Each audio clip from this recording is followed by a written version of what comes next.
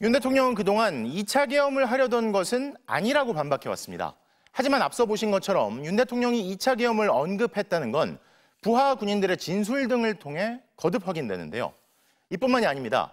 계엄 해제 요구안이 통과돼서 계엄군을 신속히 철수시켰다는 게 대통령의 입장이지만 계엄군 수뇌부를 비롯한 부하들은 대통령과 국방장관의 철수 지시 자체가 없었다고 입을 모읍니다.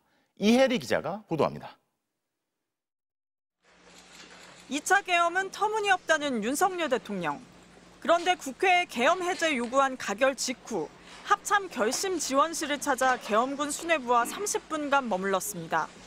2차 계엄을 준비한 게 아니냐는 의혹이 커졌습니다. 이거를 계엄 해제는 해야 되는데 문안을 어떻게 만들어야 되나 싶어서 국회법을 가져오라고 그랬더니 이게 제대로 못 갖고 와서 거기에 집중해서 읽고 있다가 두 분이 윤 대통령은 또 군을 신속히 철수시켰다고 했지만 부하들 진술은 다릅니다.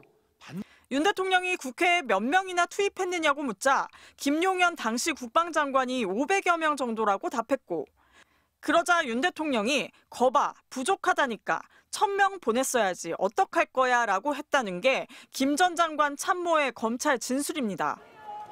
또 다른 참모는 윤 대통령이 이렇게밖에 준비 안 했느냐, 더 철저하게 준비했어야 하지 않느냐고 김 전 장관을 질책했다는 취지로 경찰 조사 때 말했습니다.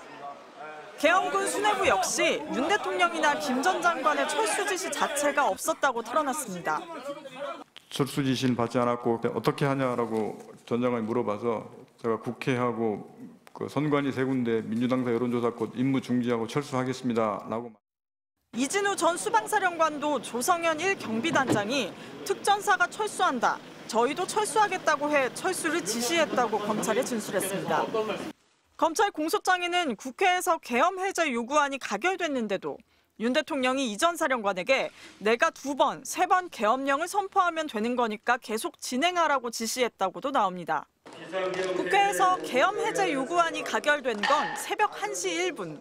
새벽 2시 반쯤에는 한덕수 총리가 계엄 해제를 건의했지만 달라진 건 없었습니다. 윤 대통령은 국회 가결 이후 3시간 넘게 지난 새벽 4시 27분에야 계엄을 해제했습니다.